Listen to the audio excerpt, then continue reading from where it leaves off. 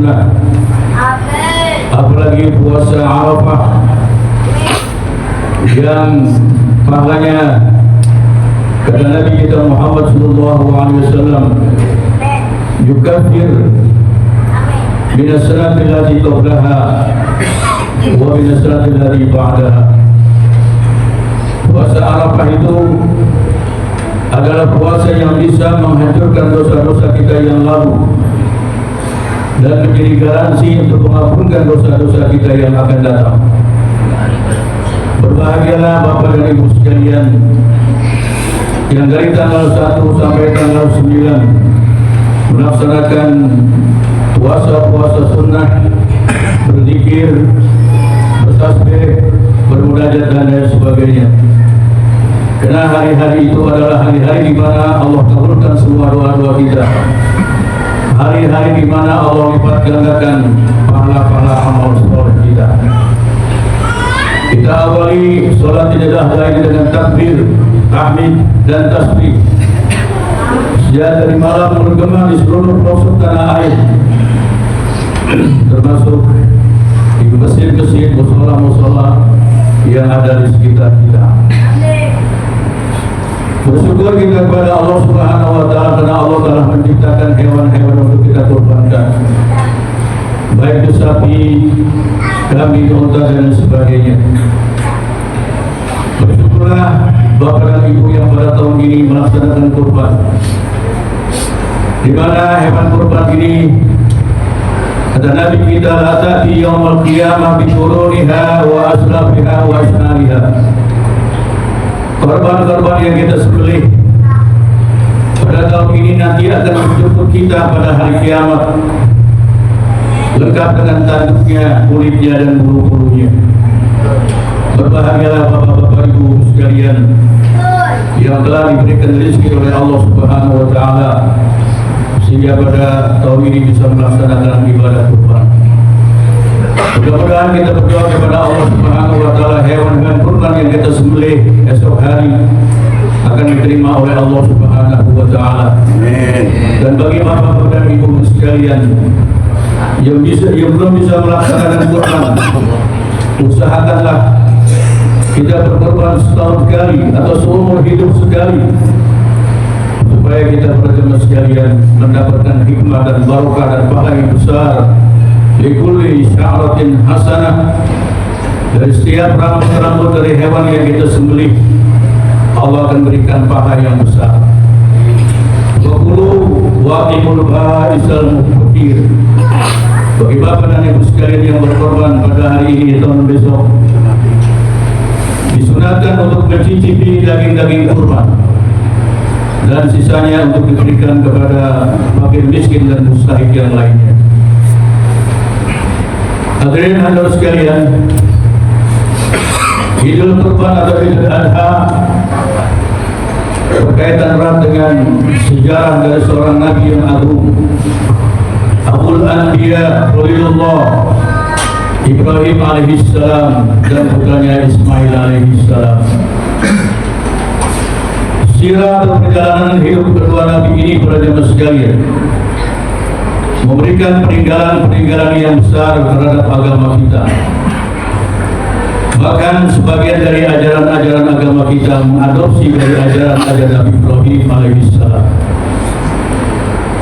Beliau berdua berjasa dalam merenovasi Ka'bah yang satu Ka'bah tinggal puing-puing saja terbawa oleh angin dan arus.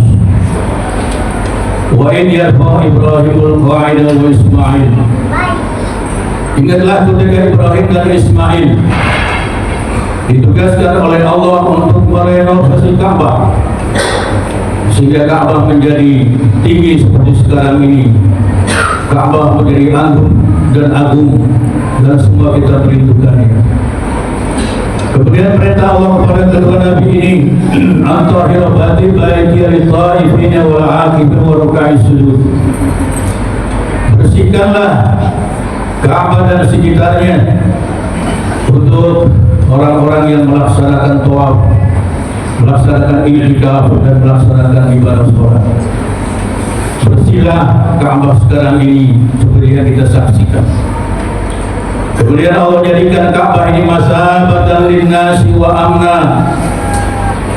Ka'bah ini Allah jadikan tempat yang selalu kita rindukan. Pasti setiap kita ingin melihat Ka'bah dari dekat. Bahkan bagi mereka yang sudah melihat pun selalu rindu, ingin kembali. Itulah hebatnya gaya tarik dari Ka'bah al-Musharrafah yang telah dijadikan oleh Allah kepada kita, buat kita umat Islam sebagai kiblat untuk kita sholat. Ka'bah adalah merupakan kebanggaan kita sebagai seorang Muslim yang tidak Allah berikan kepada umat-umat yang lainnya. Setelah Ka'bah berdiri dengan bersih, maka Allah Subhanahu wa Ta'ala memerintahkan Ibrahim untuk segera memanggil manusia untuk melaksanakan ibadah haji melalui firman-Nya, wa adzin bin nasi bil haji ya'tuka rijalan wa 'ala kulli dhamirin ya'tina min kulli fajjin amin. Wahai Ibrahim, panggillah manusia dari berbagai penjuru dunia untuk datang ke tempat ini melaksanakan ibadah haji. Yaitu dari jalan. Sekarang ini para hadirin hadirat sekalian, umat manusia kaum muslimin. Coba ini siapa ini? Orang tuanya masuk. Mana itu?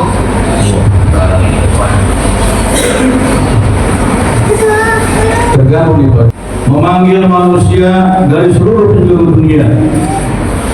Panggilan Nabi Ibrahim alaihissalam terdengar oleh seluruh umat manusia. Bahkan terdengar oleh alam-alam arwah. Terdengar oleh kita semua yang pada saat itu sedang berada di alam arwah. Lalu di antara kita ada yang merespon panggilan ini dengan ucapan labbaik Allahumma labbaik labbaik la syarika labbaik.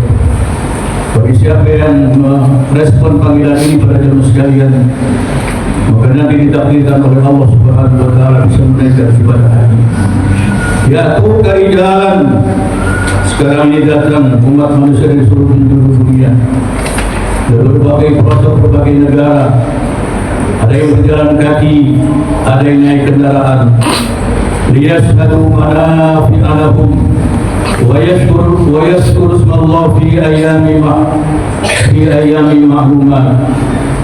Mereka di sana menyaksikan berbagai hal-hal yang bermanfaat pada segi agama, dari segi dunia, melihat Ka'bah yang begitu agung dan berwibawa, melihat tempat-tempat mustajab, melihat tempat-tempat bekas Nabi Ibrahim alaihissalam membangun Ka'bah, sehingga para jemaah sekalian mereka yang sudah melihat Ka'bah melaksanakan ibadah haji dan umrah semakin kuat imannya, kuat keyakinannya, dan memperoleh haji yang mabrur.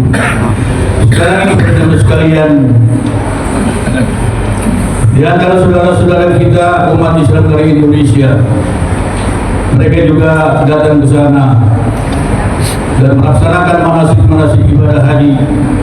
Kita doakan mudah-mudahan mereka yang berada di tanah suci, yang sudah melaksanakan wukuf yang Arafah, Allah pelihara mereka, Allah sehatkan badan mereka, kembali ke Indonesia menjadi hajat dan mabrur.